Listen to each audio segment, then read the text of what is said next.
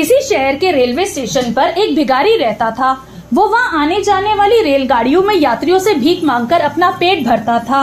एक दिन जब वह भीख मांग रहा था तो सूट बूट पहने लंबा सा व्यक्ति उसे देख रहा था।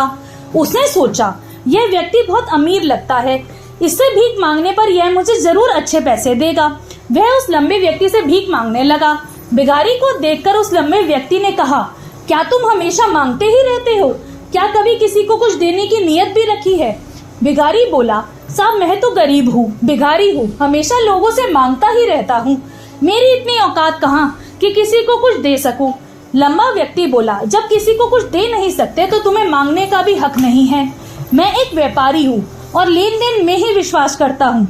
अगर तुम्हारे पास मुझे कुछ देने को है तो मैं भी तुम्हें बदले में कुछ दे सकता हूँ। इतना कहने के बाद वह लंबा व्यक्ति ट्रेन में बैठकर वहाँ से चला गया। इधर भिखारी उसकी कही बात के बारे में सोचने लगा। उस व्यक्ति की बात उसके मन में उतर गई। वह सोचने लगा कि भीख में ज्यादा पैसा शायद उसे इसलिए नहीं मिलता क्योंकि वह बदले में किसी को कुछ दे नहीं पाता। लेकिन फिर उसने सोचा कि मैं तो भिखारी हूँ, किसी को कुछ देने लायक भी कहाँ हूँ, लेकिन कब तक मैं लोगों को कुछ दिए बिना बस मांगता रहूंगा। बहुत सोचने के बाद उस भिखारी ने निर्णय किया कि जो भी व्यक्ति उसे भीख देगा उसके बदले में वह भी उसे कुछ जरूर देगा। लेकिन अब उसके दिमाग में यह प्रश्न चल रहा था कि वह खुद भिखारी है तो वह भीख के बदले भला दूसरों को दे ही क्या सकता है। इस बात को सोचते हुए 2 दिन हो गए, लेकिन उसे अपने प्रश्न का कोई उत्तर नहीं मिला। तीसरे दिन जब वह स्टेशन के पास बैठा हुआ था तभी उसकी नजर कुछ फूलों पर पड़ी जो स्टेशन के आसपास रखे पौधों पर खिल रहे थे। उसने सोचा, क्यों ना मैं लोगों को भीख के बदले कुछ फूल दे दिया करूं। उसको अपना यह विचार बहुत अच्छा लगा। उसने कुछ फूल तोड़ लिए और वह ट्रेन में भीख मांगने पहुंचा। अब जब वह कोई भी व्यक्ति उसे भीख देता तो उसके बदले वह भीख देने वाले को कुछ फूल दे देता। उन फूलों को लोग खुश होकर अपने पास रख लेते। अब भिखारी रोज फूल तोड़ता और भीख के बदले उन फूलों को लोगों में बांट देता। कुछ ही दिनों में उसे महसूस हुआ कि अब उसे बहुत अधिक लोग भीख देने लगे हैं। वह स्टेशन के पास के सभी फूलों को तोड़ लाता था। जब तक उसके पास फूल रहते तब तक उसे बहुत से लोग भीख देते, लेकिन जब फूल बांटते बांटते खत्म हो जाते तो उसे भीख मिलने भी बहुत कम हो जाती। अब रोज ऐसा ही चलता रहा।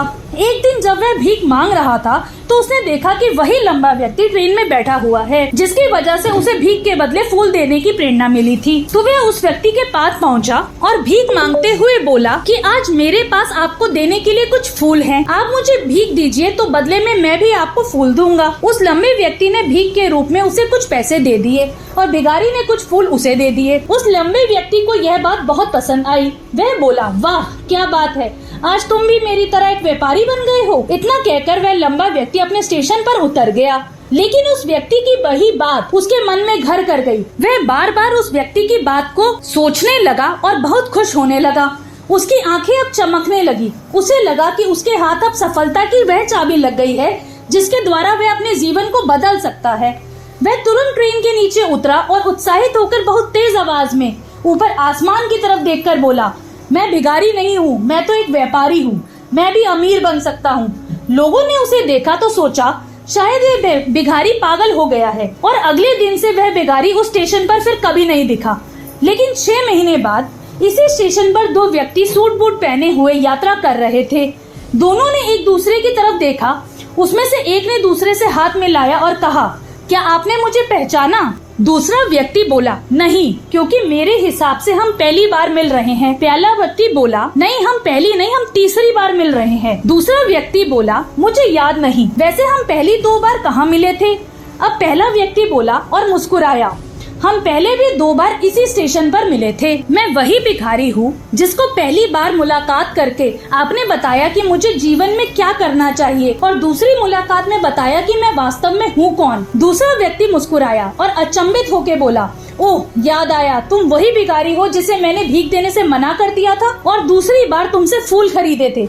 लेकिन आज तुम इस सूट बूट में जा कहाँ रहे हो और आजकल क्या कर रहे हो? तब पहला व्यक्ति बोला, हाँ मैं वही हूँ, वही भिखारी जिसे आपने जीवन का एक मूल्य बताया। लेकिन आज मैं फूलों का बहुत बड़ा व्यापारी बन चुका हूँ और व्यापार के काम से दूसरे शहर जा रहा हूँ। कुछ देर रुकने के बाद वह फिर बोला, आपने मुझे प्रकृति के वह नियम बताए हैं जिसके अनुसार हमें तभी कुछ मिलता है जब हम भी कुछ किसी को देते हैं। लेन देन का ये नियम वास्तव में काम करता है। मैंने ये बहुत अच्छी तरह से महसूस किया है, लेकिन आज तक मैं यही समझता था कि मैं एक भिखारी हूँ और इससे ऊपर कभी उठ नहीं सकता हूँ। और जब मेरी आपसे दूसरी मुलाकात हुई तब आपने मुझे बताया कि मैं अब एक व्यापारी बन चुका हूँ।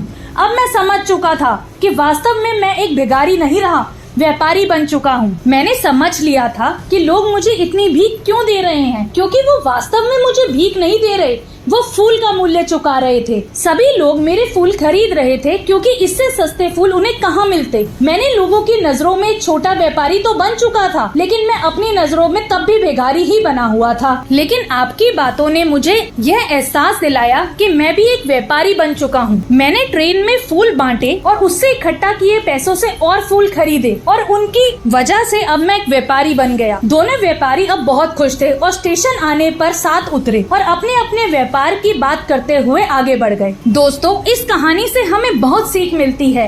कहानी में लंबा व्यापारी गिव एंड टेक के नियम को अच्छी तरह जानता था। दुनिया के सभी व्यापारी दुनिया के इस नियम को अपने जीवन में कहीं ना कहीं उतारते हैं, तभी बड़े बन पाते हैं और सफलता की सीढ़ी चढ़ते हैं। इस फॉर्मूला को भी भिखारी ने अपनाया, जिसका असर उसके जीवन में साफ दिखने लगा।